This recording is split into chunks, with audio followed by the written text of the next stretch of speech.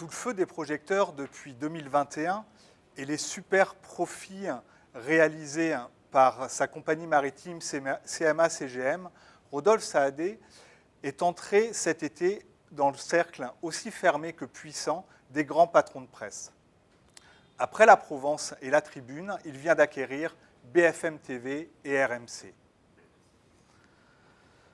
Si le PDG du troisième armateur mondial semble découvrir ce monde, les rédactions de ces médias sont tout aussi surprises par leur nouvel actionnaire, connu pour son management par la peur. Ce sont les mots d'une ancienne salariée de la compagnie maritime que nous révélions en janvier dernier. Au moment de mettre la main sur BFM TV et RMC, l'armateur a prévenu le Conseil économique et social d'Altis Media, je cite, qu'en cas d'enquête sur son entreprise, il ne le prendrait pas bien. Ensuite, il a aussi soufflé le chaud et le froid. Au même CSE, tout en jurant qu'il n'interviendrait jamais dans ce genre de situation, il a quand même demandé à ces médias d'avoir, je cite encore, de ne pas montrer une attitude agressive vis-à-vis de l'actionnaire, c'est-à-dire lui et sa multinationale. Quelques jours après cette rencontre, c'est au tour du directeur de la rédaction de la Provence, Aurélien Viers, d'être mis à pied suite à une jugée déplaisante. Le lendemain du déplacement d'Emmanuel Macron à Marseille dans le cadre de l'opération de lutte contre le narcotrafic Place Net XXL, les journalistes du quotidien marseillais avaient donné la parole à des habitants d'une cité et avaient titré le lendemain en première page « Il est parti, mais nous on est toujours là ». Proche du président de la République, Rodolphe Saadé avait peu apprécié et l'avait fait donc savoir. Finalement, réintégré après 3 jours de grève des journalistes, Aurélien Viers a quitté la Provence à la fin du mois d'octobre, juste 1 an et demi seulement après son arrivée. À la tour CMA-CGM, l'affaire Viers n'a surpris personne, selon une source syndicale. Et pour cause. Elle illustre les méthodes de Rodolphe Saadé, ce quinquagénaire à la voix un peu singulière et au costard-cravate toujours parfait. En hommage à un film catastrophe des années 70, des cadres ont surnommé le siège de la CMA-CGM la Tour infernale. D'autres décrivent un turnover important, des sous-effectifs chroniques, une pression constante sur les objectifs. Des managers sont aussi déplacés au gré de leur performance, parfois du jour au lendemain, quitte à déstabiliser les équipes. Des accusations que le troisième armateur mondial réfute. En réponse à nos questions, il expliquait en janvier par courriel avoir, je cite, « toujours favorisé le bien-être de ses collaborateurs et mis en place des dispositifs sociaux, notamment par accord d'entreprise plus favorables que le Code du travail ou la convention collective. » Il affirmait aussi, je cite, toujours avoir mis en place des mesures permettant de sensibiliser, prévenir, alerter, agir pour garantir des conditions de travail adaptées, dont un système d'alerte ou des formations obligatoires. Recontacté pour ce soir, son service communication a été encore plus laconique. Il nous a simplement rappelé, par mail toujours, les éléments suivants. La CMA-CGM est un grand groupe international présent dans 160 pays qui emploie 160 000 collaborateurs, dont 20 000 en France et 6 000 à Marseille. Le groupe adapte son organisation en permanence en restant à l'écoute de ses collaborateurs et entretient un dialogue social constant et constructif. Bien que protégé par son mandat, notre syndicaliste, comme la douzaine de témoins rencontrés, craint de parler à visage découvert.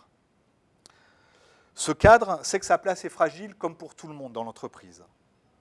Pour moi, le risque, c'est de ne pas pouvoir continuer mon travail de fond, mon travail syndical, explique-t-il. Les salariés et anciens salariés de la CMA-CGM rencontrés ont peur de leur entreprise. Ils craignent aussi des représailles. Il faut dire que nos dirigeants se pressent à la CMA-CGM car la compagnie est stratégique pour la France. Au même titre que Total, elle est au cœur de la mondialisation. Le fret maritime transporte 90% des marchandises à travers le monde. Pour Jean, c'est un prénom d'emprunt. Le troisième armateur mondial est une boîte qui fait flipper. Jean a passé 3 ans au service des lignes maritimes. Ce qu'il qualifie de harcèlement est apparu après un premier CDD, à l'issue duquel il a demandé un CDI. Voici son témoignage que nous avions diffusé en janvier dernier. J'étais tout le temps dans le collimateur. C'est pareil pour les collègues. On était sous pression pour produire un maximum de bénéfices. On va dire que quand ça chauffait un peu dans l'open space, tout le monde baissait les yeux et on ne s'implique pas, on ne défend pas, parce que on veut pas rentrer encore plus dans un collimateur qui existe déjà. Enfin, les gens, ils avaient peur pour leur position. Du jour au lendemain, tu pouvais être viré. J'ai vu quelqu'un de mon service qui avait 15 ou 20 ans de boîte du jour au lendemain parce qu'elle ne plaisait pas. Alors peut-être qu'il y avait plus de choses que je n'étais pas au courant, mais du jour au lendemain, elle a disparu. Lundi soir, elle était là au bureau et le mardi matin, il n'y avait plus ses affaires, il n'y avait plus rien, parti. Quand tu vas pas dans le sens de ton manager, bah après ça cherche la petite bête partout. C'est-à-dire, ah là t'as pas fait ça, t'as pas fait ci, et bien visible pour le reste de l'équipe. Des choses juste pour rabaisser en permanence sur l'aspect physique, ou alors sur le job en soi. Ah, t'as pas fait ça, t'es mauvais. Enfin, vraiment, c'était en permanence, constamment. Et une fois que t'es dans le collimateur, c'est très difficile de s'en sortir. Tu vas pas dans le sens du management, tu es un problème. Donc, soit tu te casses, soit tu te tais. Pour se protéger, Jean a fini par partir. Je vous propose d'écouter ses raisons. C'était ça ou ma santé. Et ma santé mentale. Donc en 2 ans, j'avais perdu 15 kilos. J'étais un squelette. J'avais des migraines. Mal au dos en permanence. Bloqué parfois le matin. J'ai vomi plusieurs fois dans le métro en allant au travail. Boule au ventre. Enfin, vraiment, c'était la totale. Et je suis arrivé au bout. Parce qu'après, il y en a eu des arrêts de travail pour ça. Où je me suis présenté au médecin en costume cravate et j'ai eu des prescriptions pour médicaments assez forts pour pouvoir dormir, pour gérer les migraines. Ça a été très difficile. Ça a mis bien 6 mois avant que les idées noires commencent à partir. Ce management a une histoire à la CMA-CGM. C'est ce que m'a raconté un spécialiste d'économie maritime sous couvert d'anonymat. Je vous lis son témoignage. Dans le milieu, on sait que la CMA-CGM a un fonctionnement très personnel. Tout le monde doit savoir qu'il est sur un siège éjectable. On sait que des gens sont recrutés et finissent par partir au bout de 6 ou 12 mois, parfois en burn-out, parce qu'ils ne correspondent pas. Ce sont des gens normaux dans une boîte compliquée. Les management meetings dont m'ont parlé plusieurs témoins sont l'exemple le plus frappant. Ces réunions hebdomadaires qui rassemblent autour de Rodolphe Saadé les principaux cadres dirigeants de l'entreprise peuvent être vécues de façon violente. Certains participants peuvent être dénigrés, certains sortent en pleurs. Dans une enquête sur le système Saadé de novembre 2022, l'Obs raconte que Rodolphe Saadé lui-même a subi des humiliations publiques du temps de son père Jacques, le fondateur de la compagnie maritime. Cette brutalité au plus haut de la tour a des conséquences. Beaucoup de directeurs envoient la pression sur leurs subalternes et ainsi de suite. Sociologue des organisations du travail, Christophe Massot était monté sur scène en janvier pour analyser ces témoignages et ce management dénoncé à la tour CMA-CGM. Je vous propose de l'écouter de nouveau. Finalement, cette violence, on peut la penser comme un dysfonctionnement, comme quelque chose qui n'est pas normal. Mais on peut aussi lui dire qu'elle a un sens. Elle a un sens parce que là, on est sur une industrie, on est sur des systèmes qui ont mis en concurrence très fortement au niveau mondial les ports, les fournisseurs, les travailleurs, les États, les législations, et qui a en permanence une mise en concurrence extrêmement forte sur ces éléments. Et avec l'idée que si on perd un peu, on est distancé et on meurt, on coule dans quelques années. Et donc finalement, là, cette violence, c'est en fait parce qu'ils sont dans un système violent. Ils sont dans un système violent où à À aucun moment, il faut lâcher pied, quoi. Et donc, quelque part, cette violence, cette dureté, cette violence qu'ils mettent en place au niveau mondial, c'est comme si on peut faire l'hypothèse qu'elle était aussi pratiquée en interne, quoi. C'est qu'ils l'apprennent, ils la pratiquent pour la déployer. Voilà. Et que là, elle a un sens presque industriel, elle a une fonction d'être, c'est qu'on est dur, on est violent, parce qu'il faut l'être et parce que c'est notre job. Interrogé sur ce point, notre source syndicale répond ainsi, je le cite. Le problème, c'est que le N-1 n'a pas la pertinence, la capacité ou l'envie d'encaisser la pression. Mais dire que la CMA-CGM ne fait rien, c'est faux.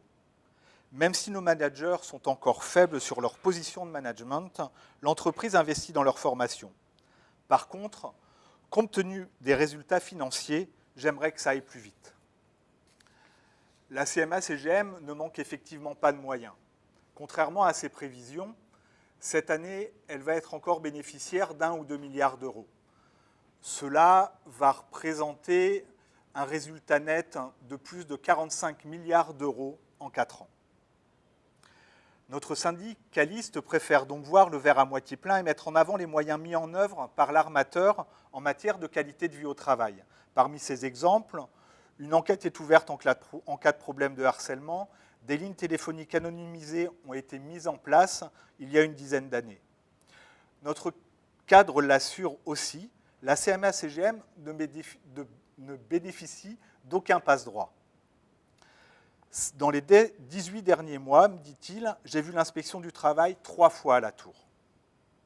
Pourtant, là encore, il contrebalance son propos par un bémol. Je le cite encore. Il n'y a pas de retour chiffré sur les dispositifs d'alerte. On a toujours la culture de régler les choses en interne. Des dossiers de harcèlement passent donc sous les radars des syndicats. Comme nous le révélions en janvier, en octobre 2022 et mai 2023, le tribunal d'Aix-en-Provence a condamné la compagnie maritime pour licenciement sans cause réelle et sérieuse et pour harcèlement moral.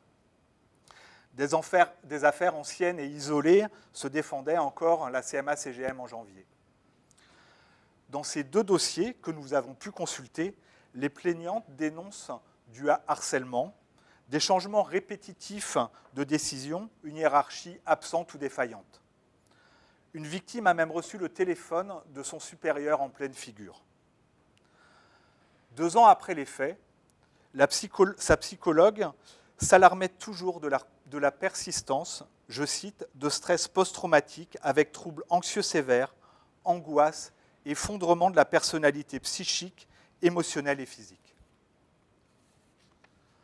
En plus de la culture du secret, la CMA-CGM cultive une très forte centralisation.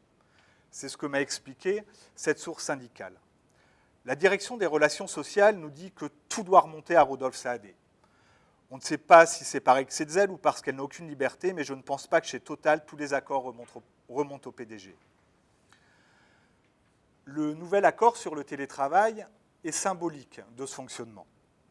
Tout juste entré en vigueur, en septembre, il réduit le nombre de jours télétravaillés par semaine. Selon plusieurs sources, il a été imposé par Rodolphe Saadé.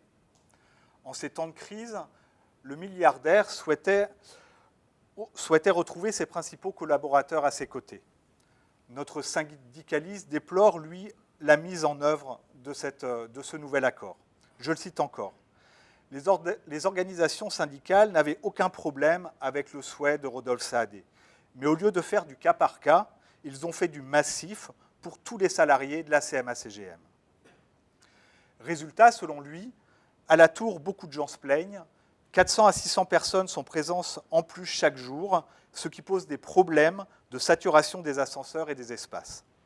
Fin de la citation. Les open space sont pleins, les salariés s'installent où ils peuvent et continuent parfois de travailler en visio avec leur équipe alors que tout le monde est à la Tour. Notre syndicaliste l'assure, ces problèmes devraient être réglés dans les semaines qui viennent. En début d'année, des services du siège de la CMA-CGM vont être transférés dans un nouvel immeuble, le Mirabeau, construit juste à côté de la Tour. Ces problèmes pourraient même être abordés par Rodolphe Saadé lui-même face au personnel la semaine prochaine. Le 18 décembre, la multinationale organise sa traditionnelle fête de fin d'année au parc Chano. 3 à 4 000 personnes sont attendues dans un des halls du parc des expositions de Marseille. Comme chaque mois de décembre, Rodolphe Saadé va revenir sur l'année écoulée, parler de l'année qui vient. Et surtout, annoncer le montant de la prime annuelle. Parce qu'il faut bien quelques compensations.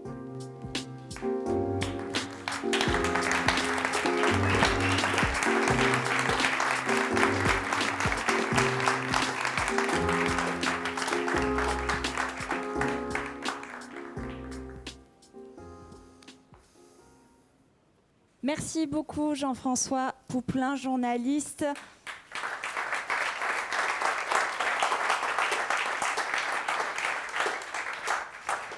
Quand on est journaliste, on est habitué à être sur le terrain, à taper nos papiers, à téléphoner à nos sources. Croyez-nous, monter sur scène pour nous, c'est un réel exercice. Le texte à apprendre n'est pas anodin. Vous le verrez et j'ai hâte de voir les jeunes Marseillais et Marseillaises qui vont se prêter à l'exercice en fin de soirée. Le principe, c'est quand même d'échanger avec vous. Je vais passer parmi vous pour sélectionner, si certains ou certaines le souhaitent, 1 à 3 questions qui pourraient vous venir sur cette enquête. Est-ce que quelqu'un veut poser une question ? Ah.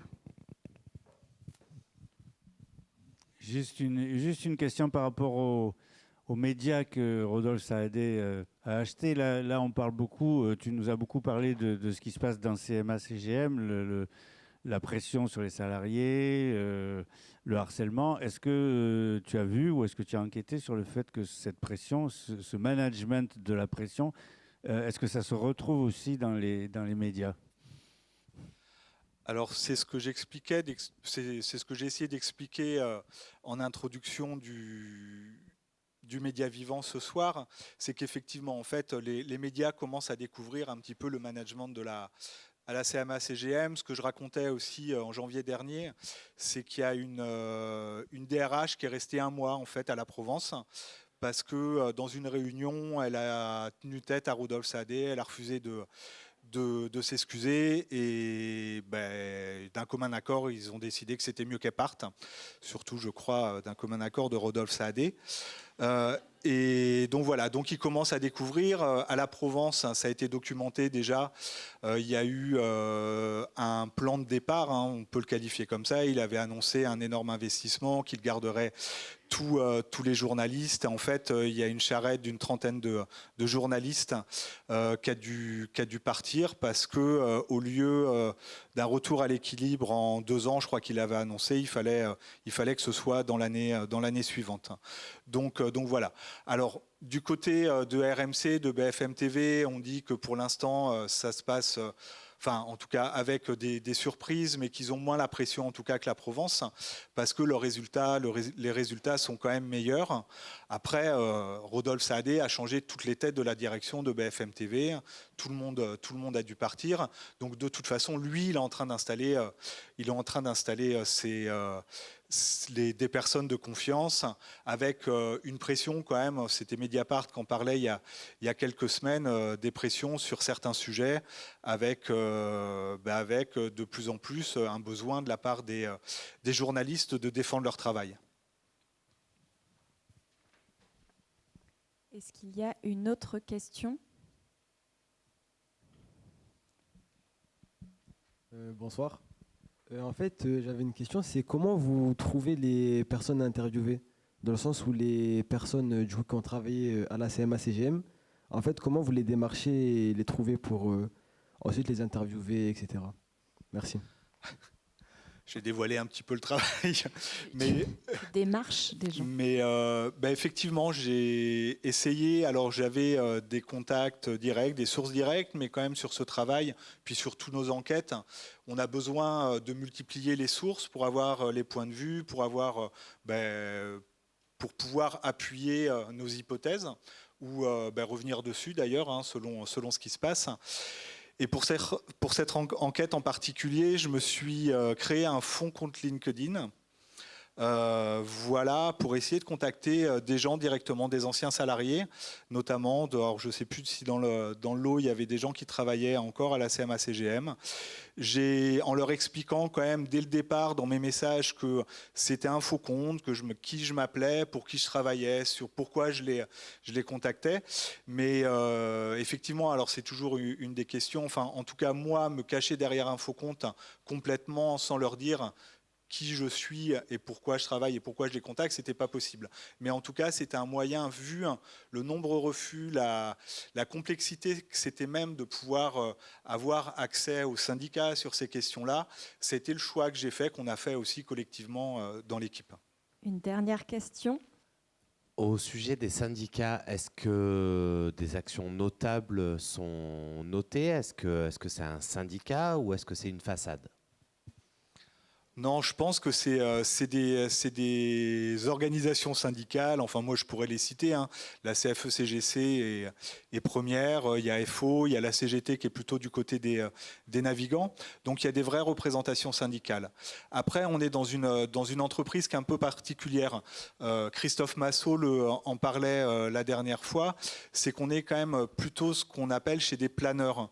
Donc, des gens très diplômés qui sont plutôt habitués à travailler avec des tableaux Excel ou à travailler sur des audits, enfin des auditeurs, des cabinets de conseil, ce genre de choses, même s'ils sont à la CMA-CGM.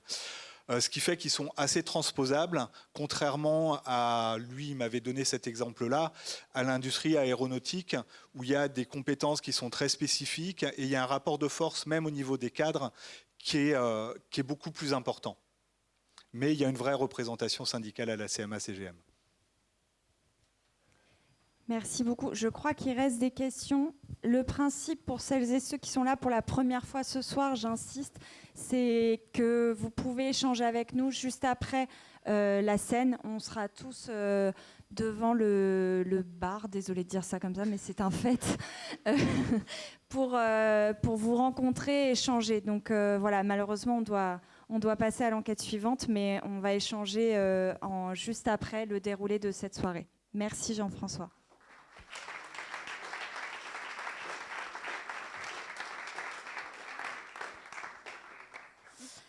La deuxième partie de cette soirée, nous allons revenir sur une enquête qui a fait beaucoup de bruit. L'enquête « Le business des crèches » qui va vous être présentée par Daphné Gastaldi, co-rédactrice en chef de Média Vivant, est intervenue après la publication de son livre dont elle est co-autrice, Le prix du berceau. C'est une enquête qui a fait beaucoup de bruit 2 ans après le scandale des crèches privées.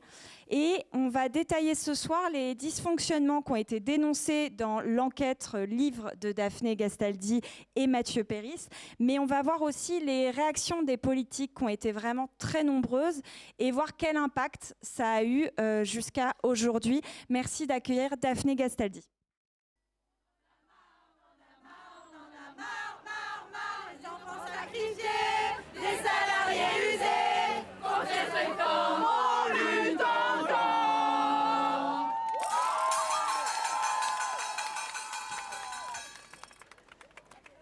Depuis 2 ans, c'est la crise dans le monde des crèches, bien loin des images douces et attirantes pour les parents.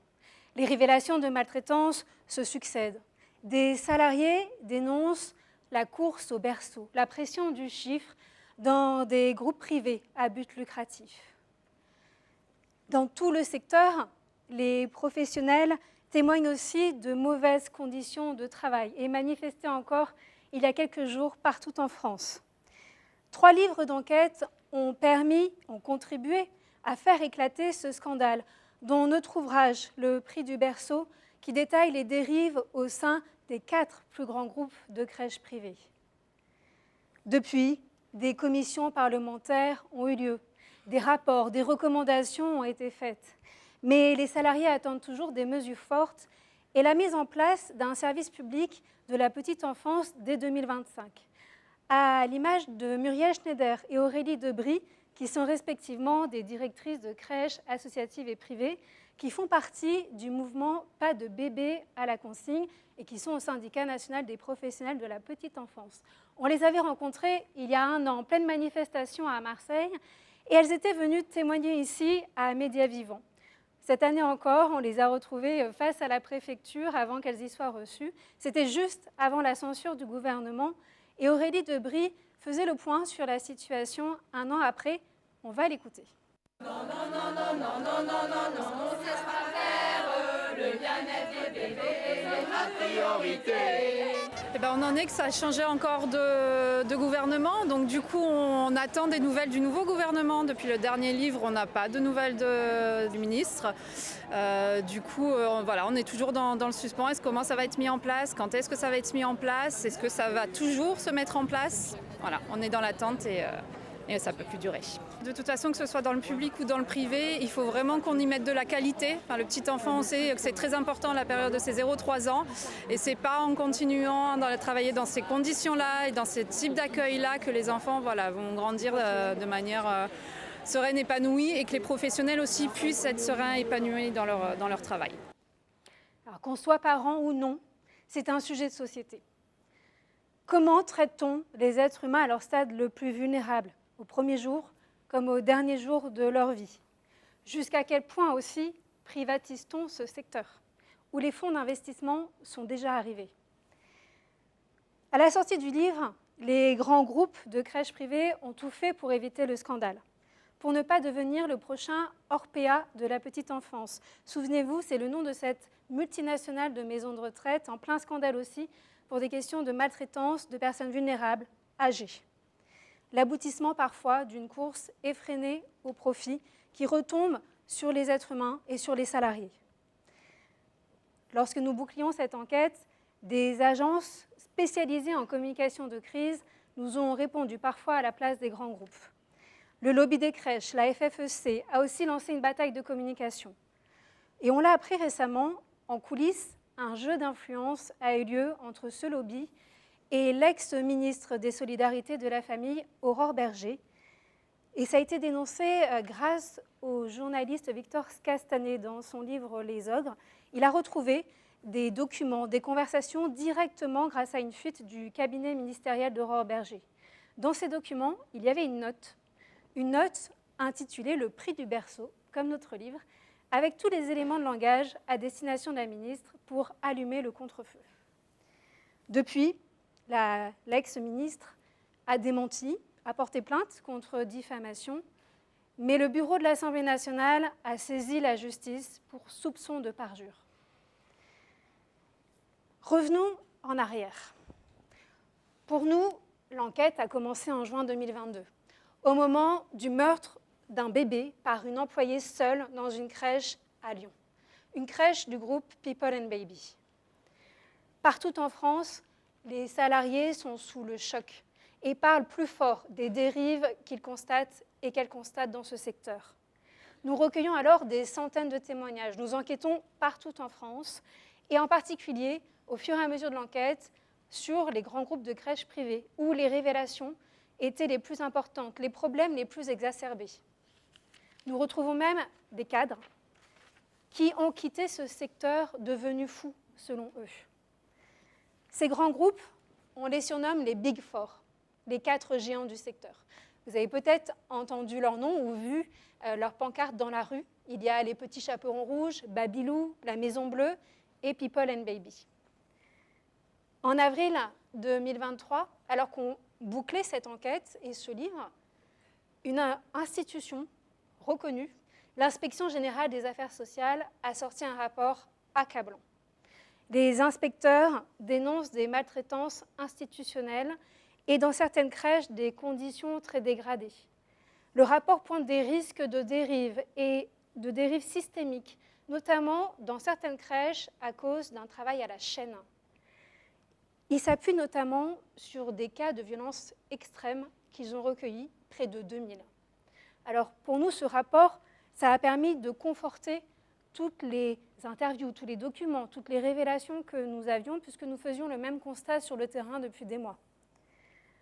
Les professionnels nous ont raconté cette course au berceau, preuve à l'appui, nous vérifions tout. Elles ont raconté la pression pour remplir, pour optimiser les coûts, le manque de formation, le trop d'enfants à charge par adulte, tout en étant sous-payés.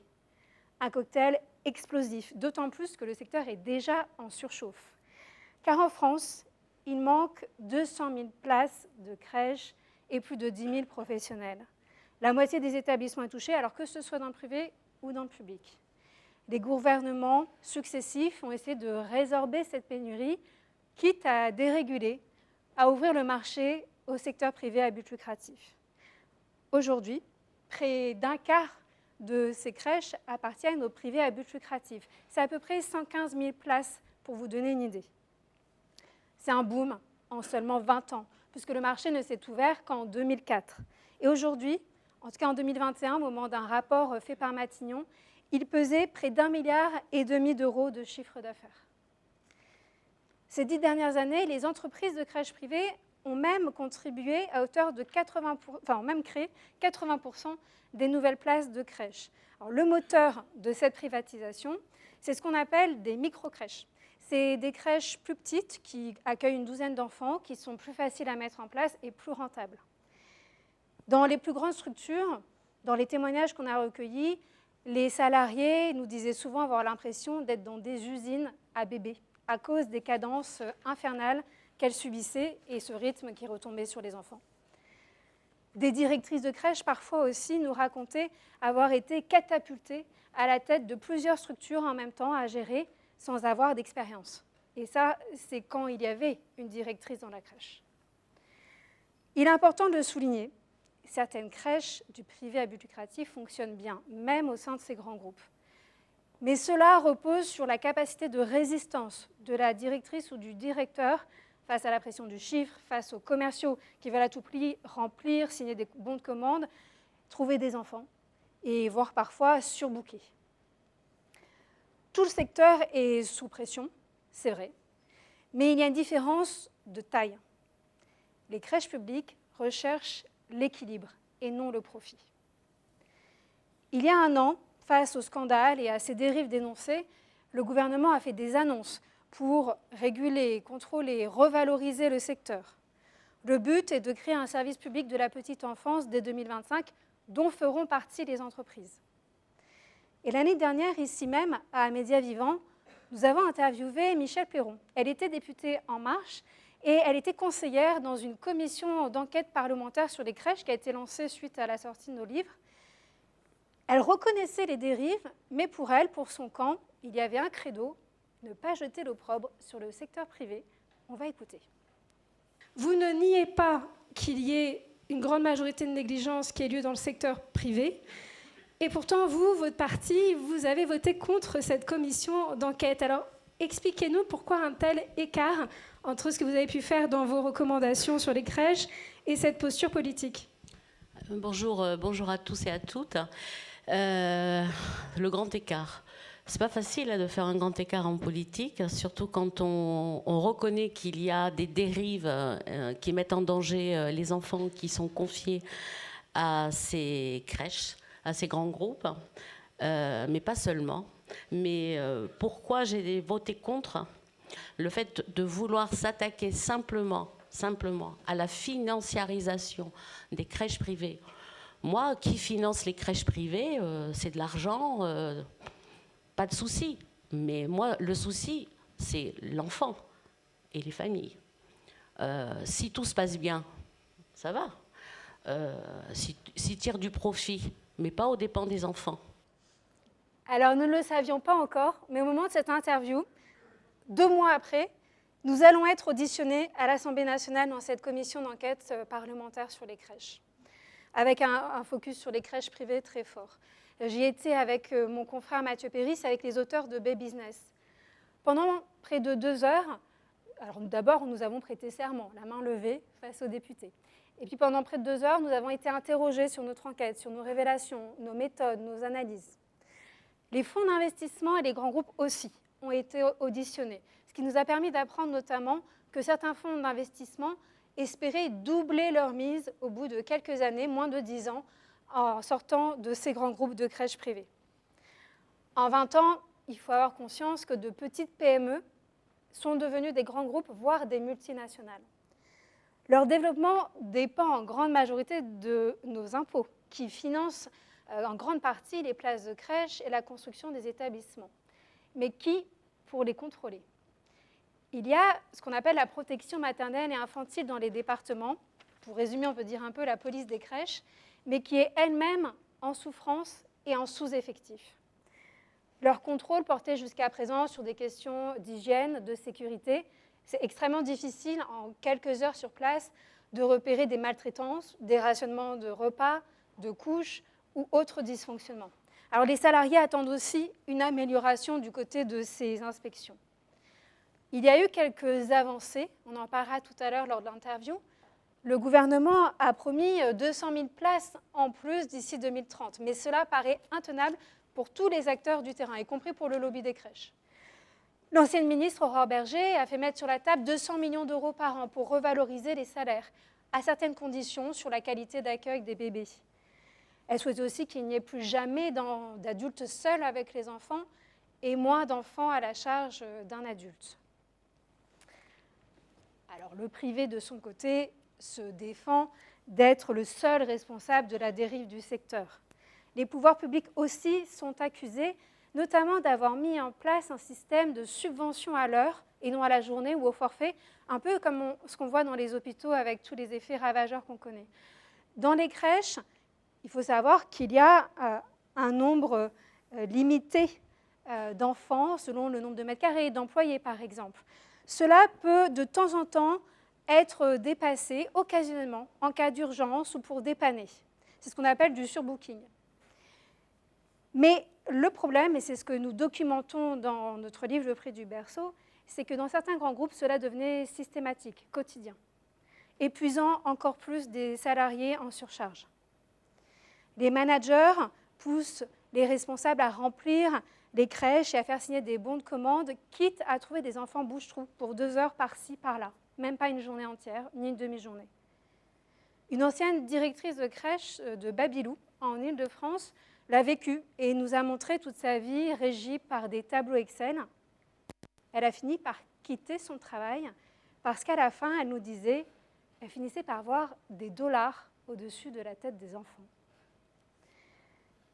Alors pour parler de cette situation aujourd'hui, on va inviter sur scène Céline Sportouche. Elle est auxiliaire de puériculture dans une crèche privée mais associative, Enfance et Différence, à Marseille. Elle est membre du mouvement Pas de bébé à la consigne et au syndicat national des professionnels de la petite enfance. Elle était aussi en train de manifester en novembre. Je vous demande de l'accueillir sur scène.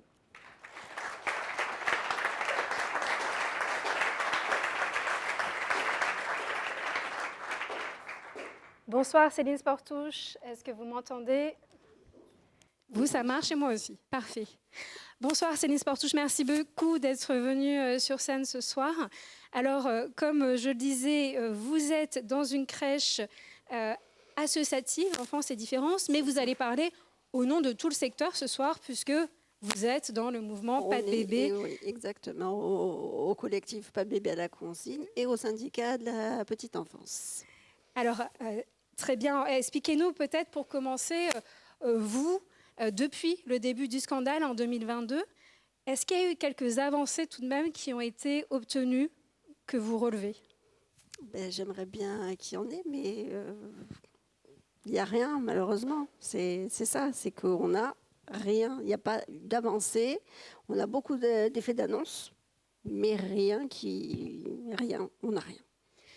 On est vraiment oublié. Vous êtes oublié. Et sur le service public de la petite enfance, vous avez eu des échos? Comment ça va être mis en place prochainement? Il y a beaucoup d'interrogations. Là, effectivement, il y a beaucoup d'interrogations. Pour ce qui est du service public de la petite enfance, je ne sais pas, parce que moi, vraiment, je suis dans le milieu associatif à but non lucratif.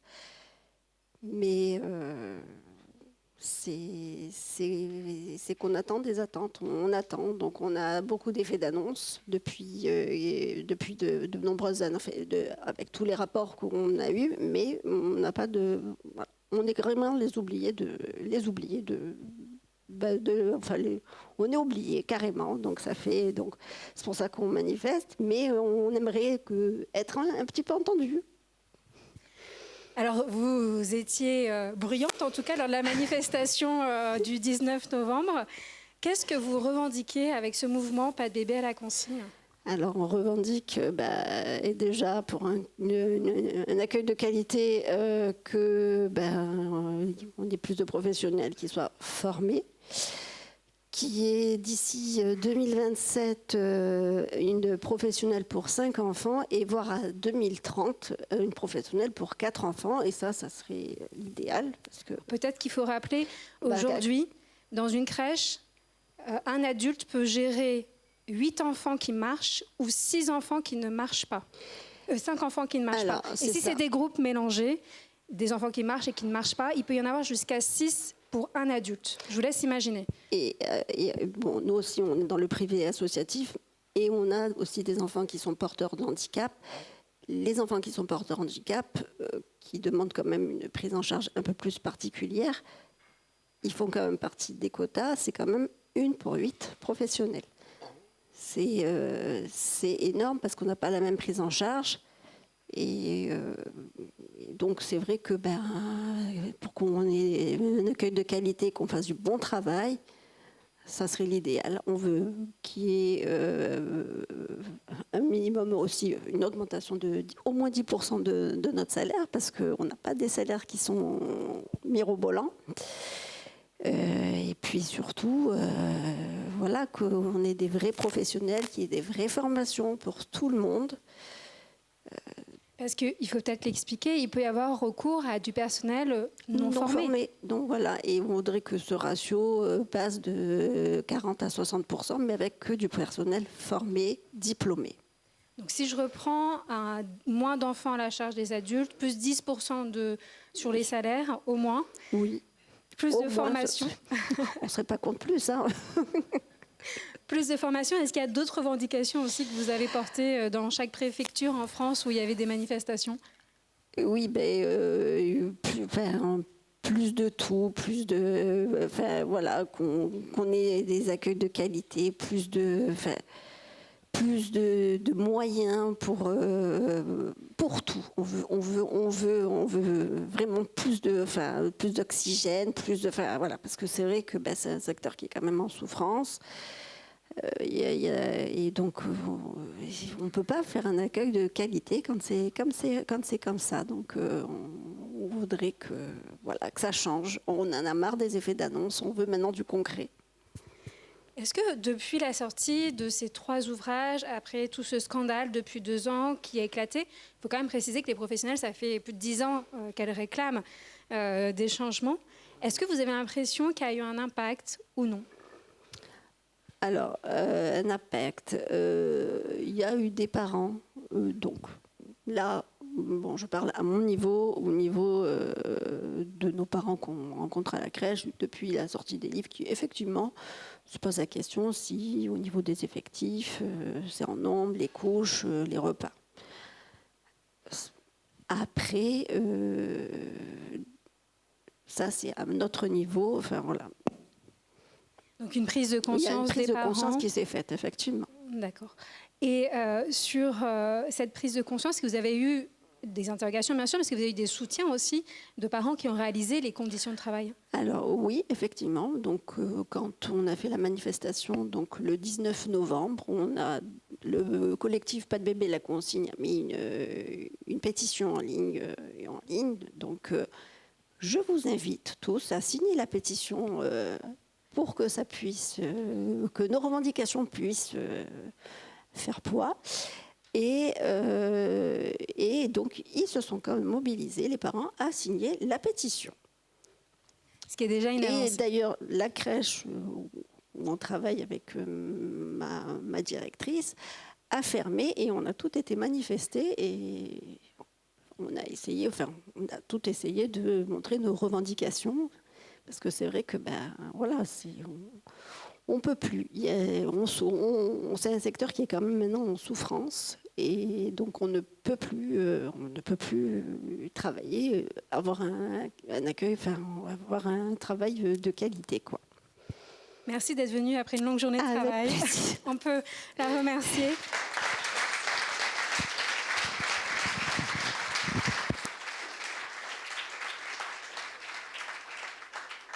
Céline, vous restez avec nous pour l'échange avec le public à la fin.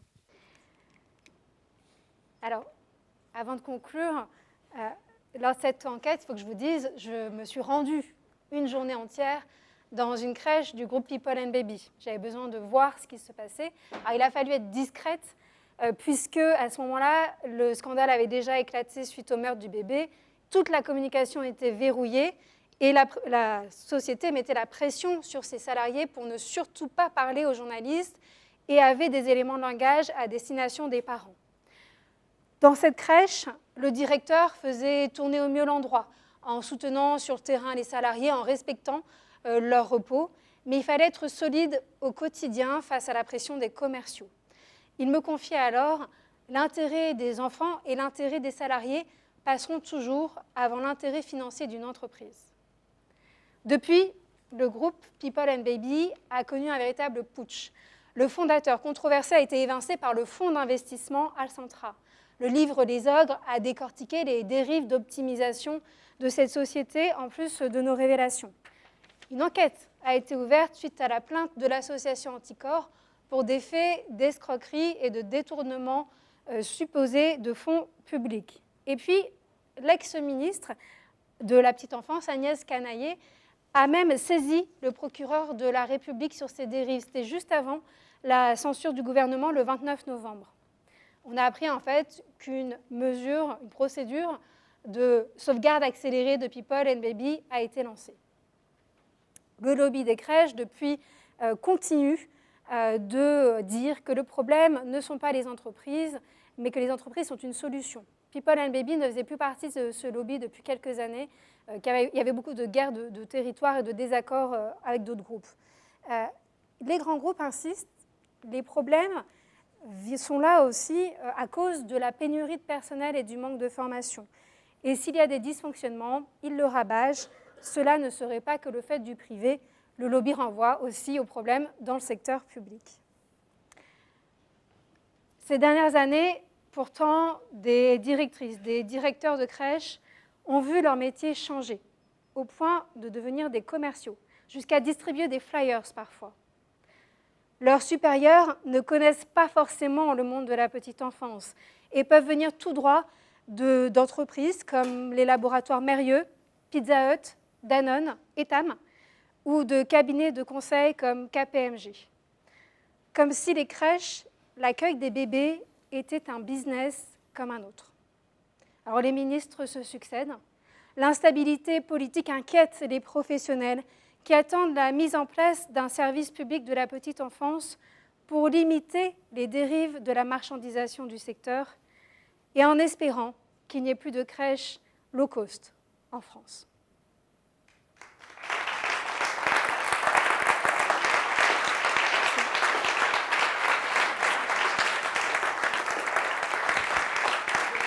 Merci beaucoup.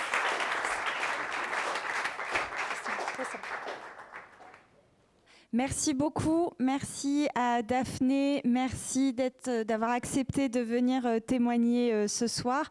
Est-ce que nous avons des questions dans le public sur cette enquête ? Ah, allez, on commence par ici. Bonsoir, merci beaucoup pour l'enquête.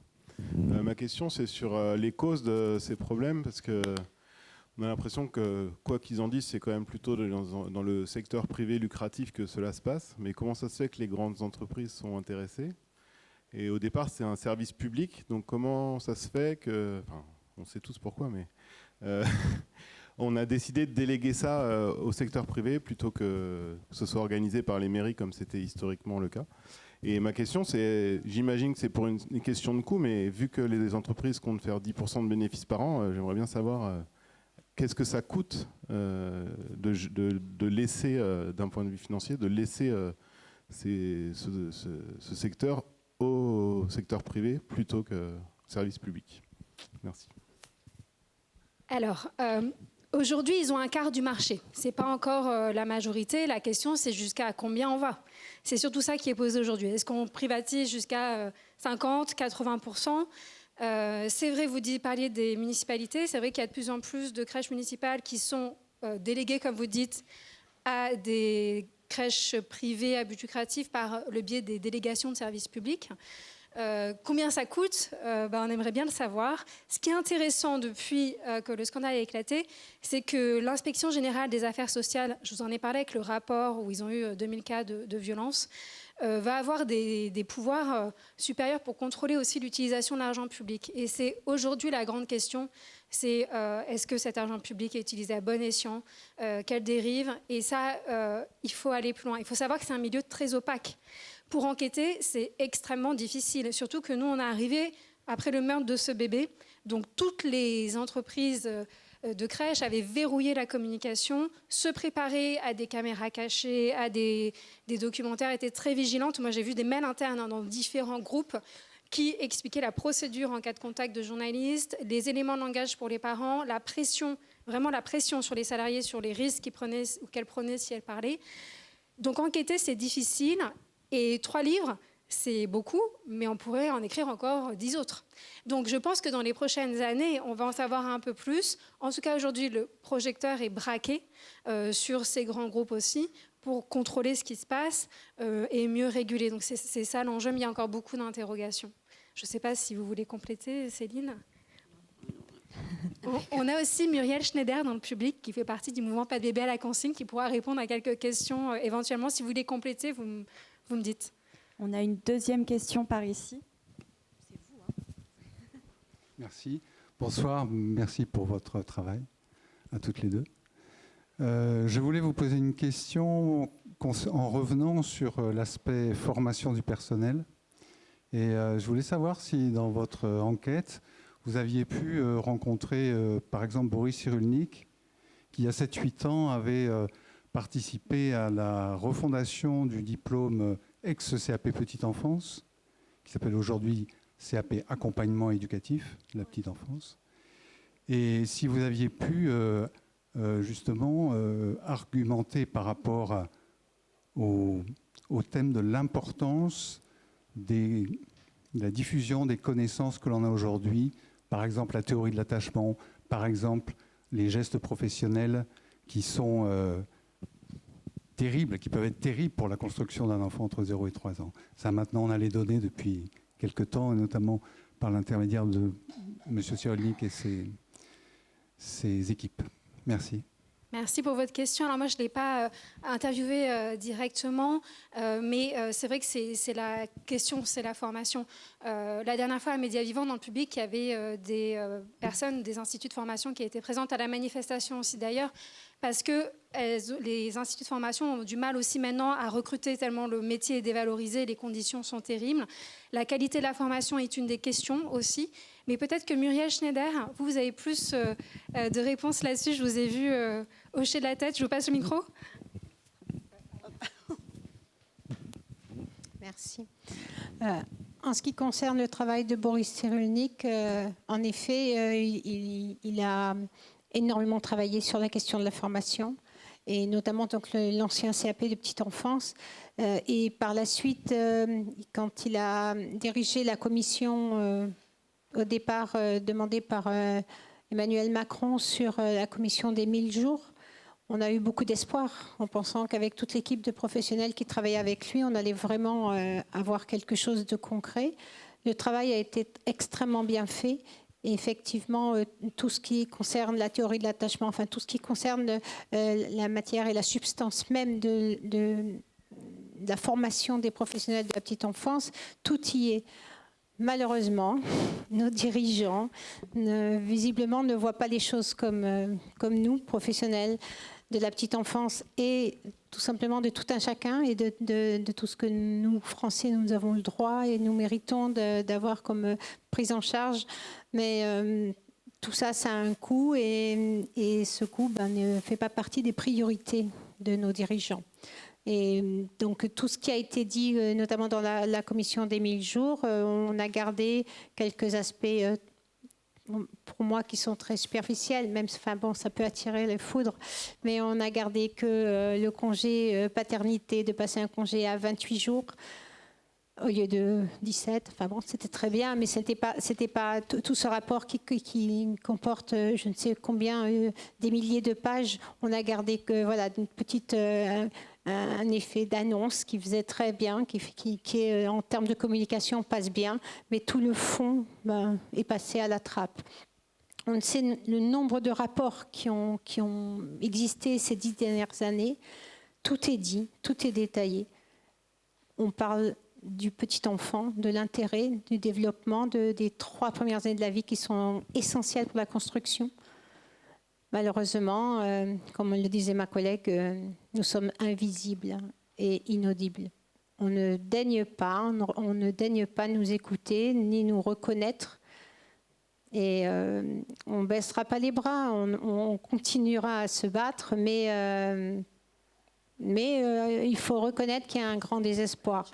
Au niveau des formations, le constat est que c'est un métier, et ce sont des métiers, parce qu'il n'y a pas que le métier, enfin le CAP petite enfance, il y a les auxiliaires, les éducateurs de jeunes enfants, c'est tout ce monde de la petite enfance, et on constate un désamour, on n'est plus intéressé de faire ce métier.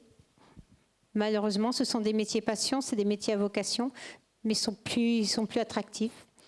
On est mal payé, on n'est pas considéré, malheureusement. Donc, de moins en moins de gens sont motivés. Et cette année encore, l'année dernière, on avait constaté ça au centre de formation à l'IRTS Provence-Corse.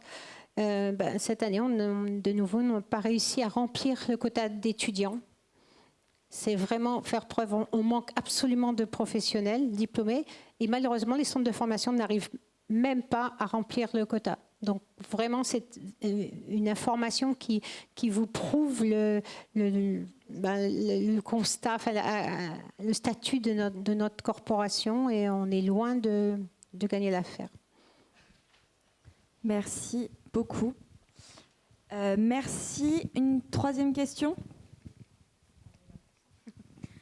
Bonsoir. Merci pour tout ce que vous nous avez dit. Moi, j'ai une question.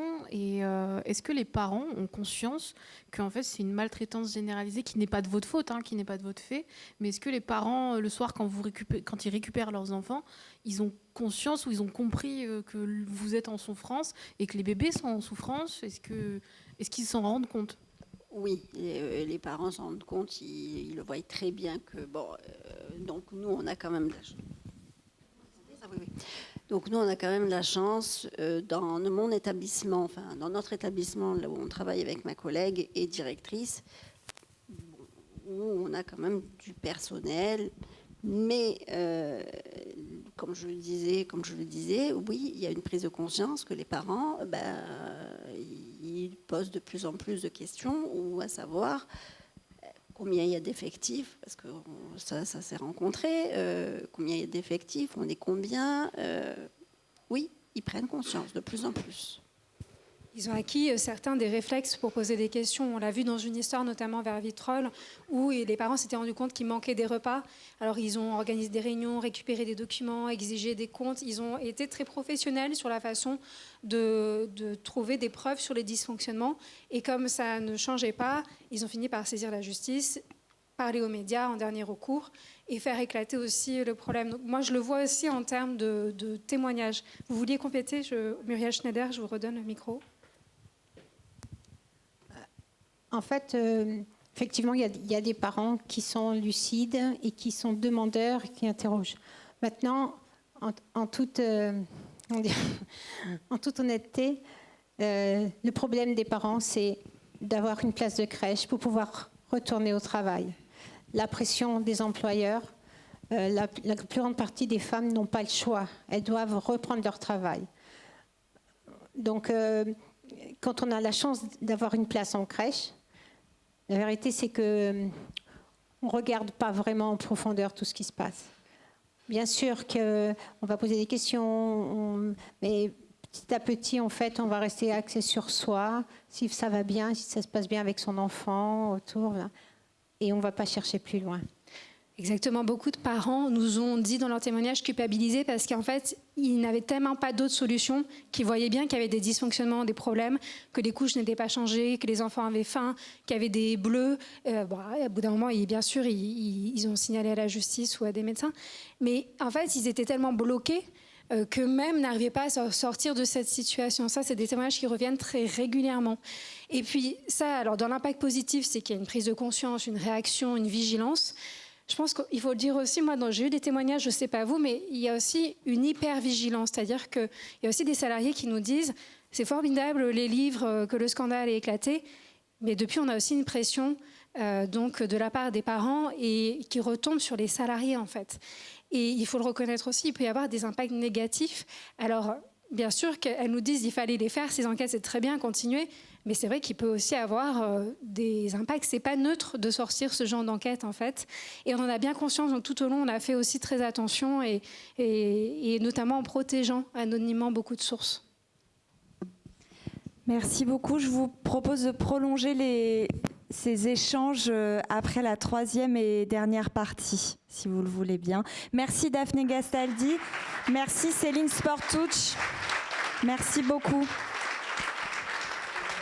Est-ce que tu peux ramener les 2 micros noirs en régie, les 2 micros noirs en régie. Merci. Alors, on est une petite équipe, donc je vais vous parler en installant des chaises. Vous voulez bien ? Parce que là, il va y avoir du monde qui va monter sur scène et je ne vous cache pas qu'on est vraiment content et contente. C'est une troisième partie très spéciale. On ne le dit peut-être pas assez. À Médias Vivants, on s'attelle à enquêter en tant que journaliste chaque mois, certes.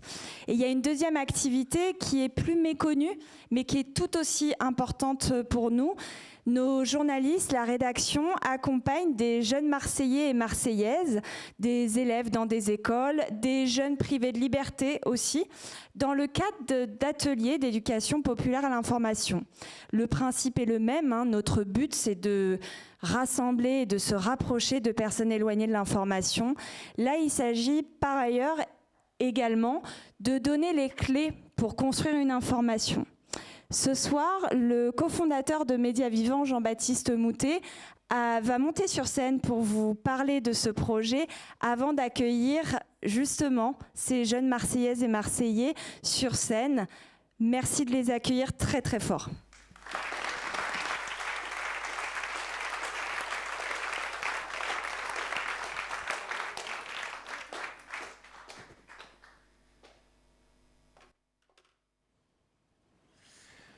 Alors, il n'y a pas que les journalistes de Médias Vivants qui racontent des enquêtes sur scène, il y a aussi des collégiens, des lycéens, des jeunes privés de liberté ou des usagers de centres sociaux qui dépassent leur peur pour s'exprimer face au public. Durant une trentaine d'heures, parfois plus, ils mènent eux-mêmes l'enquête, comme on peut le voir sur cette photo, avec des collégiens d'ISO qui mènent un entretien. Médias Vivants mène ce qu'on appelle des ateliers d'éducation populaire à l'information. Ils s'organisent en rédaction, ils choisissent eux-mêmes leur sujet, ils enquêtent et ensuite ils sont coachés par une comédienne avant de monter sur les planches. En 2 ans, c'est 198 personnes qui ont suivi ces ateliers et ça représente environ plus de 200 heures de travail. Durant ces ateliers, ils vont porter un autre regard sur l'actualité, un regard critique. Les collégiens d'ISO, aidés par des jeunes usagers de la bibliothèque départementale des Bouches-du-Rhône, mais aussi par des parents du centre social de Beaucinq, se sont penchés sur l'organisation des Jeux Olympiques à Marseille. Les lycéens de Saint-Charles ont enquêté, eux, sur les profiteurs de l'exil. Et enfin, les jeunes de la Ligue de l'enseignement, qui est un mouvement laïque d'éducation populaire, se sont, eux, intéressés à la discrimination dont sont victimes les jeunes des quartiers nord. Alors, vous l'aurez compris, c'est que ces ateliers nous tiennent particulièrement à cœur. Et je pourrais vous l'expliquer par un discours formaté, en vous disant qu'il est plus que jamais nécessaire de lutter contre la désinformation par l'éducation. Mais en fait, ces ateliers nous apportent bien plus. Au début, on est face à des jeunes hésitants, souvent timides, et au fur et à mesure que l'enquête avance, qu'ils font le plein de connaissances, qu'il y a des horizons qui s'ouvrent, ils prennent confiance. Et fort de leur connaissance, ils vont avoir conscience qu'ils sont légitimes à demander des réponses, parfois à demander des comptes à des personnes plus âgées, des personnes établies, des élus ou des universitaires, et tout ça sans trembler. Citoyens, ils seront capables de demander des réponses. Et à une petite échelle, ces ateliers participent à notre vie démocratique. C'est un souffle nouveau. Alors j'ai suivi durant 2 semaines les jeunes de la Ligue de l'enseignement. Eux, ils préfèrent que je les présente comme les fondateurs de l'association GNSS Place. Ils ont donc enquêté sur les discriminations dont sont victimes les jeunes des quartiers nord. Et en est sorti une enquête sur scène à Marseille, les liens dégénèrent. Je vous propose de la regarder. Il nous a insulté, moi et mon ami, seulement en raison de notre apparence physique. Il pensait qu'on venait des quartiers nord. Il a dit... Vous êtes plus voyous au nord qu'au sud. Un homme est venu nous défendre en disant que les jeunes étaient déterminés et que la société ne faisait pas assez pour les aider. Au Vieux-Port, j'interviewais des personnes âgées. Une d'entre elles m'a demandé mon sujet. Je lui ai donc répondu que c'était sur la jeunesse marseillaise. En me pointant du doigt, il m'a répondu « Vous ne représentez pas du tout la jeunesse marseillaise » et ce jour-là, je portais mon voile. On reproche aux jeunes des quartiers nord leurs origines sociales, leur style, leurs accents, parce qu'ils sont issus de l'immigration ou tout simplement parce qu'ils sont jeunes. Quand on a subi beaucoup de micro-agressions, de micro-discriminations, qu'on est finalement abîmé par ce qu'on entend du matin au soir sur nos quartiers, sur nos familles, sur les parents, l'éducation des parents qui seraient des missionnaires, etc. Finalement, au bout d'un moment, ça a un impact sur nous. Ça a un impact psychosociologique, c'est normal. Au début, quand on arrive, on a évidemment un retard dans les programmes. Et donc, on le sent quand on nous rend des copies, parce qu'on a de moins bonnes notes que les autres élèves issus de classes sociales assez élevées et surtout qui venaient de collèges très favorisés. Si on ne fait pas valoir ses droits, si par exemple vous ne venez pas voir le défenseur des droits, on ne peut pas être en capacité de mettre des statistiques et du chiffre là-dessus. Donc sur par exemple les contrôles discriminatoires, il y a même la Cour des comptes qui s'est positionnée, mais c'est encore des choses un peu compliquées. Du coup, sur le non-recours, je voulais mettre en avant les chiffres qui ont été mis en avant sur un rapport qu'on a fait également. Donc sur plus de la moitié des jeunes victimes de discrimination ont entrepris des démarches à la suite des faits. Ils ont alerté du coup l'encadrement, les syndicats. Cependant, plus de 4 jeunes sur 10 n'ont rien fait à la suite des faits, et principalement des femmes. Donc là, on est encore sur une autre forme d'intériorisation spécifique au genre féminin. Ce non-recours, il s'explique notamment sur le fait que les victimes pensaient que cela n'aurait rien changé pour la moitié d'entre elles, et c'est là où on voit peut-être la perte aussi de confiance dans les institutions. D'autres qui ne savaient pas quoi faire, d'où l'intérêt de s'informer sur ses droits. Si vous ne connaissez pas vos droits, vous avez plein de structures qui peuvent vous renseigner là-dessus. Et la peur des représailles dans 26% des cas. Marseille n'est pas une exception. À Paris, Lille, Strasbourg, Bordeaux ou Rennes, les jeunes venant des quartiers populaires sont aussi pointés du doigt. La différence est que nous vivons dans une ville qui est elle-même moquée par le reste de la France.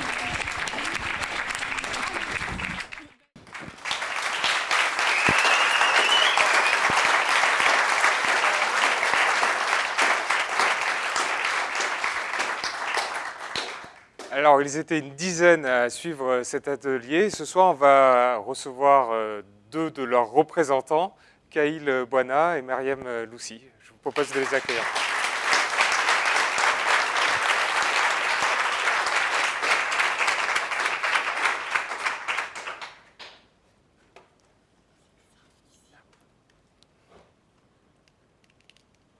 Bon, je te pique le micro, on va se le passer, t'inquiète pas. Bonjour à tous les deux. Kaïl, est-ce que tu peux d'abord peut-être nous expliquer tout simplement pourquoi s'être intéressé à la discrimination dont sont victimes les jeunes ? Alors je pense qu'on a choisi ce thème parce que d'un côté on se sentait représenté, on se sentait concerné et en fait on voulait montrer aux personnes comment on était vu par la population marseillaise et donc aussi comprendre pourquoi on était vu comme ça. Et donc du coup, en fait, vu qu'on était la plupart originaires des quartiers nord, on a voulu, on a voulu se représenter en fait. on a voulu se représenter pour pouvoir mieux comprendre, pour que les gens comprennent mieux. Tu veux Oui, il a raison, c'est vraiment pour se représenter parce qu'on s'était dit que jusqu'à présent, personne ne l'avait fait pour nous. Et nous, au sein de la Ligue, on a fait plusieurs projets. Et durant ces projets, on a quand même senti de la méfiance à notre égard. Quand, par exemple, on essayait de trouver des logements ou autres, on sentait que c'est parce qu'on était un groupe de jeunes de Marseille et des quartiers nord qu'on allait avoir plus de difficultés, et ainsi que pour d'autres projets. Très bien. Sur 21, alors on va voir parfait. Sur 21 personnes qu'ils ont interviewées, il y en a 10 qui ont donné un avis négatif sur les jeunes des quartiers nord. On peut peut-être se rassurer en se disant qu'il y en a 7 qui ont un avis positif. Donc, vous avez réalisé des micro-trottoirs, c'est-à-dire des entretiens. Vous êtes allé à la rencontre des habitants dans différents quartiers de Marseille, que ce soit au Rocas-Blanc, un quartier UP, au Vieux-Port ou à la Blancarde. Et des fois, ces entretiens ont été difficiles. Vous avez affronté le racisme aussi. Je voulais qu'on regarde un extrait d'un entretien. Maintenant que vous ayez un voile, moi, ça ne me dérange absolument pas. Rien. Maintenant, il y en a qui mettent le voile juste pour un peu heurter. Grossièrement pour emmerder. Heurter les. Donc quoi ils mettent le voile, c'est quoi leur. Je sais pas. Déjà, vous n'avez pas le même regard. Quand je vous regarde, vous avez un regard tout à fait normal, tout ça. Il y en a qui sont voilés, qui ont un regard vraiment qui essaye de nous choquer. Voilà. Donc à travers le regard, vous voyez que des gens essaient de vous heurter. Ben vous voyez, vous avez un regard doux. Vous êtes comme moi, je ne sais pas. Voilà, je ne vois pas de différence. C'est comme je vous dis, même la petite jeunesse. Si on parle avec les yeux bleus, tout ça, mais ils sont révoltés aussi. Ils sont. Je pense que c'est la société qui fait ça. Et l'éducation, elle y est pour quelque chose. Et je pense que l'éducation des parents est pour quelque chose. Alors Myriam, c'était toi qui étais derrière le micro. On voit que tu ne perds pas ton sang-froid. Comment tu as vécu cette scène, cette séquence ? C'était super compliqué, surtout de garder son sang-froid, de pas s'énerver, etc. J'essaie de rebondir à quelques questions plutôt polies quand même, mais c'était quand même très très énervant. Et surtout ces arguments en fait du fait que moi que j'ai un beau regard, c'était pour m'adoucir, me dire vous n'êtes pas comme les autres, vous en faites pas. C'était vraiment super super compliqué de se contenir et d'accepter ces propos. Et est-ce que vous, dans la vie de tous les jours, vous êtes confronté à cela? Est-ce que vous avez l'impression que quand vous étiez dans la peau d'un journaliste, quand vous quand vous posiez les questions, vous étiez plus facilement une cible pour des insultes racistes? Alors, moi, je ne suis pas confrontée tous les jours à cela, mais je peux raconter un truc? Oui. La première semaine où j'avais porté le voile, je me souviens qu'il y avait une femme qui me fixait dans le métro. Et avant de descendre, elle a fait la croix sur la tête, comme si j'étais Satan ou je ne sais pas de qui elle se protégeait. Et ça, c'était dur quand même. Mais là, je pense que... Après, je ne sais pas, moi, je ne connais pas... J'ai jamais vu de journaliste qui porte le voile. Donc, je ne sais pas vraiment si c'est... C'est peut-être l'occasion. Oui, j'hésite, mais... Et t'as pas été la seule du coup. Enfin, voilà. C'est pas la seule chose qui s'est déroulée durant ces micro-trottoirs. Il y a eu Walid aussi qui a été victime d'insultes. Il y a eu aussi Sherazade. Kaïl, tu veux... Du coup, moi, ce que je voulais dire, c'est que du coup, moi, j'ai pas subi de racisme, en tout cas dans mes souvenirs. J'en ai pas forcément. Mais du coup, pour rebondir sur ce qu'a dit Jean-Baptiste, c'est qu'en fait, lors de nos micro-trottoirs au Vieux-Port, mon collègue Walid, du coup, le premier que vous avez vu là au tout début, a eu du coup une altercation avec une personne qui a été raciste, mais pas explicitement, mais qui a montré une certaine forme de rejet envers mon ami à cause de sa couleur de peau. Et donc du coup, c'est contre ça que du coup on voulait lutter entre guillemets. Donc, il n'y a pas eu que ce genre de réaction. Enfin, on a vécu d'autres choses durant ces ateliers. Kaïl, qu'est-ce que tu retiens toi de cette expérience? Moi, ce que je retiens de cette expérience, c'est qu'on a pu faire beaucoup de choses. On a pu faire des micro-trottoirs, on a pu interviewer des gens, dont des linguistes et des sociolinguistes, Philippe Blanchet, Médéric Gasquet-Cyrus. On a pu aussi, du coup, après ça, on a pu interviewer. En fait, on a interviewé des linguistes parce on s'est interrogé sur la glottophobie. C'est-à-dire que quand on a l'accent marseillais ou même l'accent marseillais dans certains quartiers, on peut être aussi rejeté. Et donc, on avait interviewé ces deux linguistes. Et du coup, ils nous avaient apporté beaucoup d'informations pour notre enquête sur scène. Et donc, du coup, on a pu interviewer d'autres personnes et je laisse Myriam continuer sur cette lancée. Bah, en fait, pour revenir sur le truc de journalisme, pour moi, la chose que j'ai remarquée, c'est que les gens, souvent, par rapport au voile, quand on le porte, ils essayent d'abord d'adoucir. Déjà, il y avait cette dame-là qui m'a fait des compliments pour m'abattre par la suite. Et il y avait... Ensuite, en rentrant, on avait croisé une dame qui nous demandait qu'est-ce qu'on faisait. Donc, c'était rien à voir avec... il n'y avait plus Jean-Baptiste avec nous, etc. Et on lui a expliqué et elle était très énervée, etc. Et on s'était dit, bon, elle est avec nous, elle est avec nous. Et après, elle a fini par dire... Non, mais après, je comprends, vos parents, ils auraient dû laisser quelque chose, leur tradition, leur religion, en venant en France, quoi. Donc c'est toujours un truc de dire, non, mais on vous comprend, c'est pas normal, etc., vu qu'ils ont la personne en face, et après d'attaquer derrière directement. Et aussi pour l'expérience, en soi, c'était super bien, en vrai, c'est vrai. On a eu, que ça soit aussi le fait de s'immerser dans la peau d'un journaliste, c'était à la fois compliqué parce que du coup, c'était une semaine entière, etc. Mais c'était bien de voir que ce soit le côté caméra, le côté rédaction. Moi, je savais pas qu'il y avait autant un gros travail sur ce côté-là. Et le micro-trottoir, moi, j'avais jamais fait de micro-trottoir jusqu'à ce jour-là. Et aussi, on a rencontré Lola Lamazère, qui est chargée de lutte contre les discriminations auprès de la défenseure des droits de l'homme. Et je sais qu'elle, déjà, c'était super bien de la voir parce qu'elle légitimait un peu nos propos en droit. Et à la fois, on a pu la revoir après, pendant les vacances, et on l'a invitée à un de nos événements. Donc c'était un truc qui allait sur le ton aussi. Et aujourd'hui, si vous aviez carte blanche pour faire une nouvelle enquête sur scène, sur quel sujet vous partiriez ? Alors là, en fait, je pense que moi tout seul, ça serait compliqué de réfléchir à un sujet. Mais je pense que... Ouais, non, c'est trop compliqué. Non, mais après, par exemple, sur ce sujet-là, au début, on a beaucoup débattu avec du coup JB, Myriam, etc. Avec Daniel aussi. On le voit, il est là. Et donc du coup, en fait, on a beaucoup débattu, on a beaucoup cherché, on était parti sur une piste, après on a changé, etc. Donc du coup, en fait, je pense que c'est plus une décision de groupe qui se prend avec le groupe et pour que comme ça, soit tout le monde d'accord. C'est une décision de groupe, certes, mais moi, je pense qu'on resterait, perso, je resterais sur les discriminations, mais un sujet genre au sein de l'éducation nationale, moi, je pense que j'aimerais bien.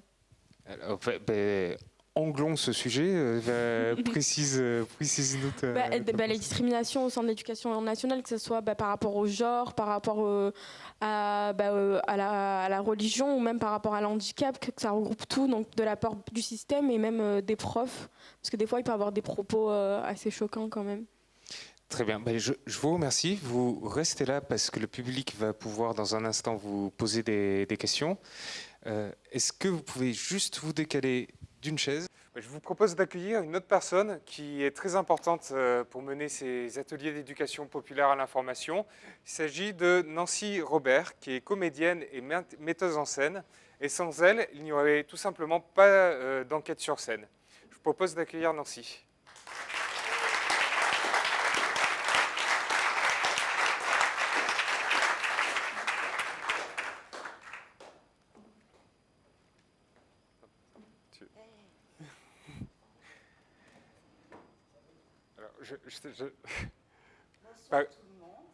Par réflexe, j'allais te dire bonsoir, on s'est déjà vu depuis pas mal de temps.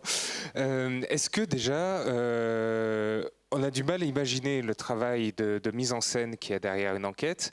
Est-ce que tu peux nous raconter ce que tu fais auprès des journalistes et aussi auprès des jeunes ? Le travail que je fais, en gros, est le même. Sauf qu'effectivement, avec les journalistes, il faut déjà les mettre en confiance ou peut-être les préparer justement à être beaucoup plus humbles sur scène. Enlever les gestes parasites. Ah, je suis désolée, oui. Les gestes parasites, des réflexes que les journalistes ont, puisqu'ils viennent de la presse écrite ou de la radio ou de la télé, enfin voilà. Avec les jeunes avec qui j'ai bossé, surtout avec vous à la Ligue, souvent c'est des groupes, donc on va travailler différemment, on va travailler surtout sur la cohésion de groupe, la dynamique de groupe, et on va aborder le jeu de scène comme ça, et j'ai rien d'autre à faire parce que de toute façon ils sont spontanés, investis, donc voilà, en tous les cas ça s'est super bien passé, et ce qui était chouette, c'est qu'on a pu répéter au studio théâtre, et je pense que ça vous a permis quand même de vous reconcentrer, voilà, par rapport peut-être à d'autres problématiques avec des gros groupes dans des amphithéâtres, des lieux pas du tout adaptés pour eux, où voilà, canaliser les énergies, ça devient très très compliqué. Ouais, alors déjà, donc tu gères un théâtre qui s'appelle Studio Théâtre. C'est le Studio Théâtre. Rue Curiole. 43 rue Curiole. Venez, c'est trop bien. Je lance des perches. Mais quand tu dis que tu mets en confiance, etc., est-ce que tu peux nous décrire ces exercices ? Parce qu'ils sont assez particuliers. Enfin... Alors, quand je travaille en groupe, ça va être tout simplement être en cercle, parce qu'on apprend à se connaître. Donc, on va se présenter, donc en disant son nom bien fort et avec un geste. Et tous ensemble, on va reprendre le prénom de la personne et son geste. Et ça ressemble un peu à un cercle défouloir, comme on appelle au théâtre. Et en fait, c'est juste, on se présente et c'est très ludique. Et pendant ce temps-là, ils s'amusent et on aborde quand même petit à petit, comme ça, la scène, qu'on appréhende un petit peu quand même, tous et toutes.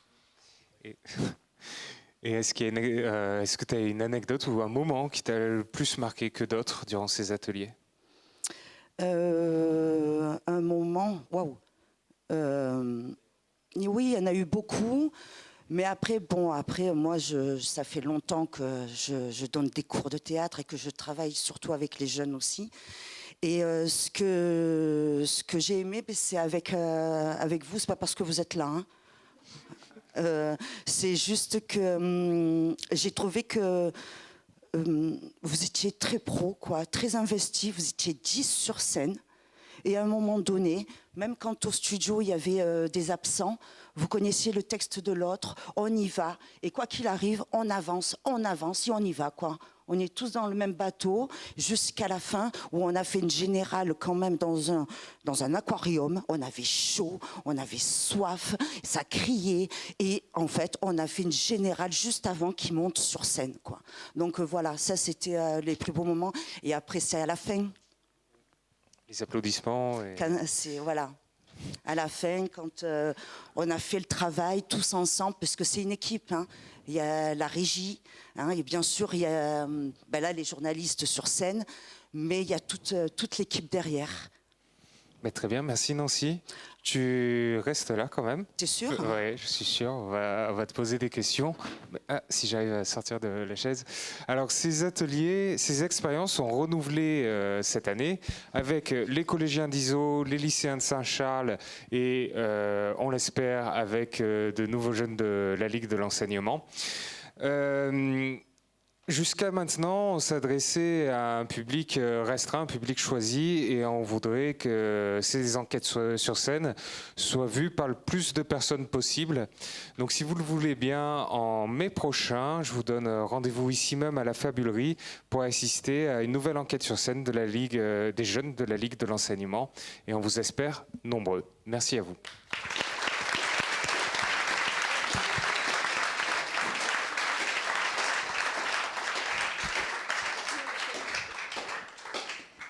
Merci beaucoup. Est-ce qu'on a des questions pour cette troisième partie?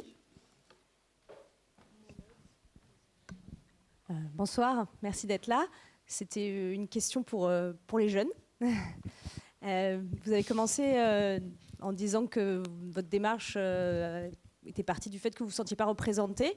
Alors je me demandais, est-ce que ça vaut pour tous les médias et à votre avis, qu'est-ce qu'il faudrait que les médias fassent pour que vous vous sentiez plus représenté? Nous représenter d'une meilleure manière, je pense. Nous montrer sous un beau jour.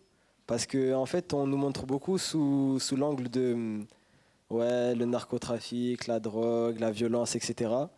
Alors que du coup, là, vu que je pense que le fait qu'on soit ici, ça montre que du coup, on n'est pas violent, on est là, on vous parle calmement, comme des gens normaux, si je peux dire ça. Et qu'en fait, on a tous un cerveau, quoi.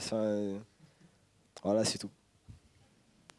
Merci. Et oui, c'est ça, c'est surtout le truc de on est super mal représenté et à la fois même pour nous on voulait se dire pourquoi donner aussi, représenter pourquoi justement il y a toutes ces questions là, pourquoi on dit qu'on est de mauvaises personnes, etc. Pour nous aussi c'était important de mettre en avant ça. Après je pense que c'est beaucoup généralisé en fait. Après c'est un aperçu que j'ai moi de loin, on va dire. J'ai l'impression que c'est très généralisé et qu'en fait, ils ont un peu tous le même avis, à part quelques médias. Je ne pourrais pas citer les noms, mais en tout cas, la plupart des médias ont ce côté que les quartiers nord, c'est ci, c'est ça, nanani, nanana. Donc, c'est un avis généralisé. On a une deuxième question par là-bas, puis une troisième. Oui, bonsoir. Juste question, vous parliez d'événements que vous organisiez. Enfin, à un moment, vous avez dit que vous avez fait un événement. C'est quel genre d'événement que vous faites en plus de Médias Vivants et si vous voulez dans la continuité, quoi. Alors, nous, par exemple, là, pour la Ligue de l'enseignement, ils ont donné leur enquête sur scène lors d'un événement organisé par la Ligue de l'enseignement. Donc voilà, je ne me rappelle plus de l'intitulé. La journée de l'engagement, voilà. Donc c'était un public, on va dire, de jeunes qui avaient déjà une certaine approche. Je trouve que c'est intéressant aussi de venir dans le centre-ville, de venir à la Fabulerie pour montrer le boulot qu'ils ont accompli.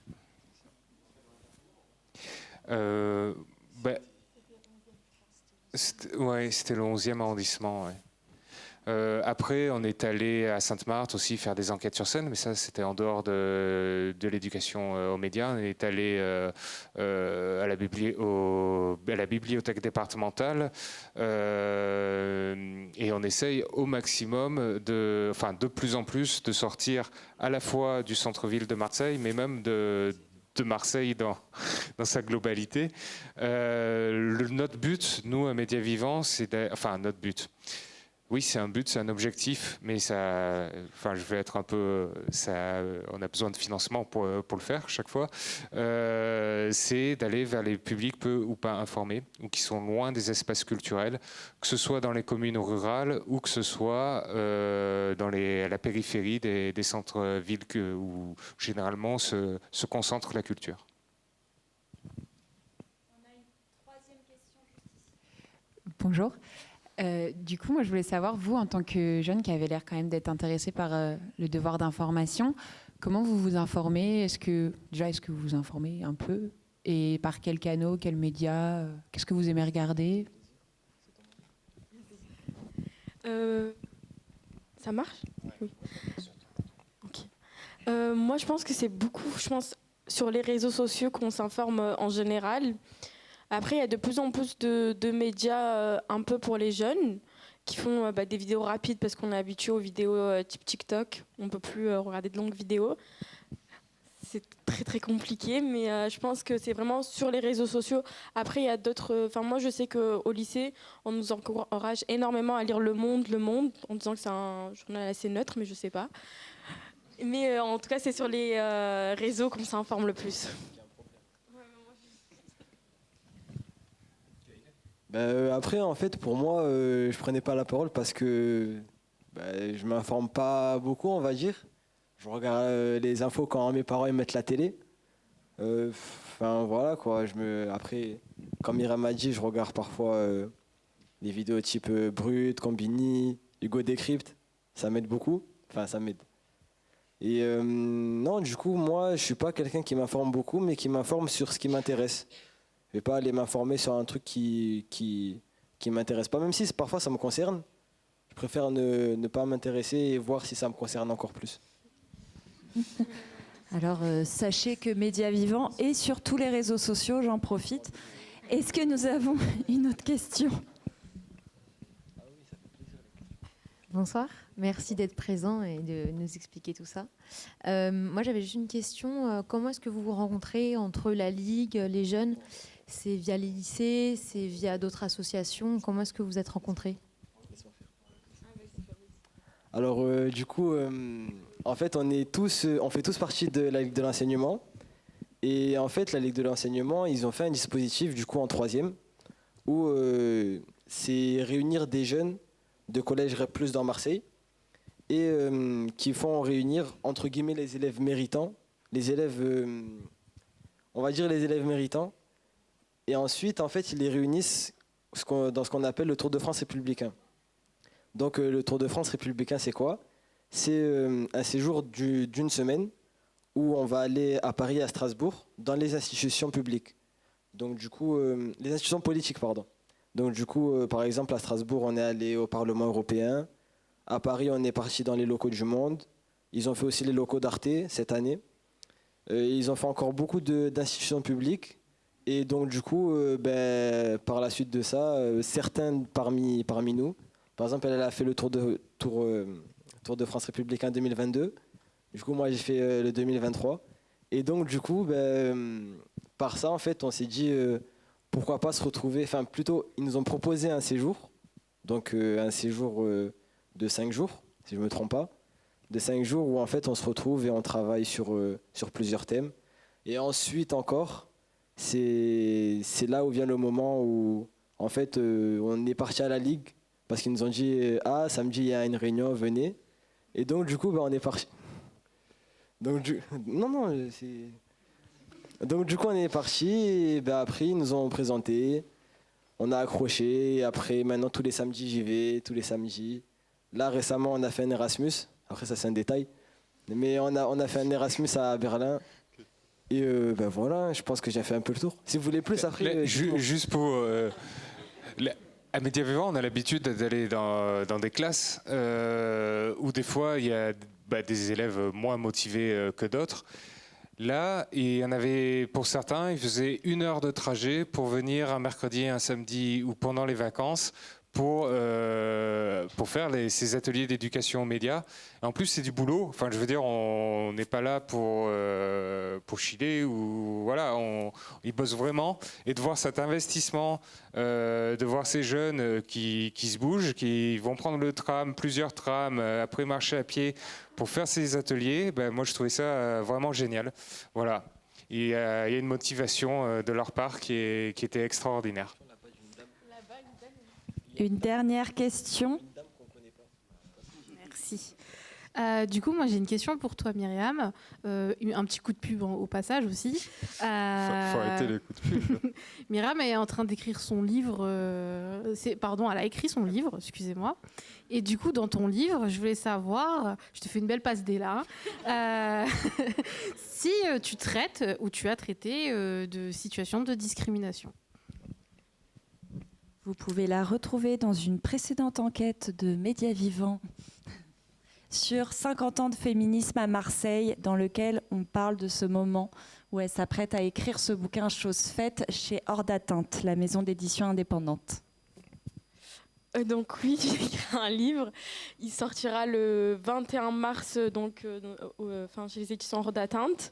Et oui, je traite dans ce livre plusieurs discriminations intersectionnelles, notamment le fait d'être adolescent, d'être jeune, après issu des quartiers nord, ensuite le fait d'être une femme et puis devenir c'est tout. Il y aurait dire banlieue, mais c'est déjà assez beaucoup quand même, c'est vrai. Et voilà, oui, j'en parle. Il parle que de ça, mon livre en soi. Parce que j'ai commencé à l'écrire assez jeune. C'est un recueil que j'ai commencé en 5e, donc il a traversé un peu toute ma vie jusqu'à 18 ans. C'était court quand même, je l'accorde, mais il a traversé un peu tout ça. Et voilà. Merci. Merci beaucoup à vous. Merci d'être venu ce soir. De quoi ? Oui. Ah, merci. Nous, on tenait à vous remercier à vous. Et notamment à encore Guillaume et Selma, qui étaient assis juste derrière nous. C'est eux qui nous ont accompagnés avec JB et le caméraman. Et Scott, le caméraman qui se cache quelque part derrière aussi. Et notamment, Guillaume et Selma, ils nous accompagnent durant tous nos projets et c'est eux qui nous poussent et qui nous proposent des projets. Je pense que pour ça, ils méritent des applaudissements, donc applaudissez-les.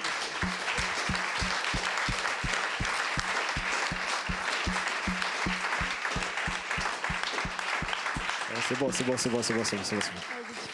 Merci beaucoup. Désolé de vous couper. Non, le principe de Média Vivant, c'est que tout le monde ait le temps de parole. Donc. Non, c'est juste un petit truc vite fait. Du coup, j'aimerais bien dédicacer toute l'équipe qui a fait l'enquête sur scène. Du coup, là, on a Daniel. Applaudissements pour Daniel, s'il vous plaît. Ah, fais pas le timide, hein.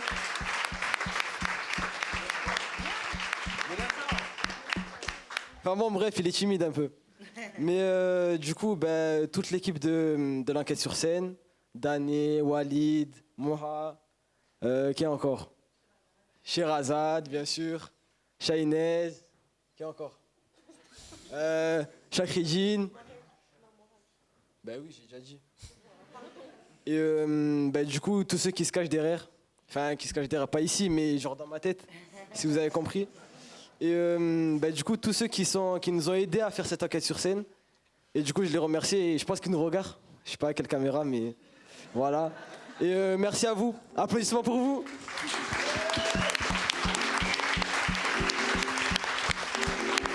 Merci.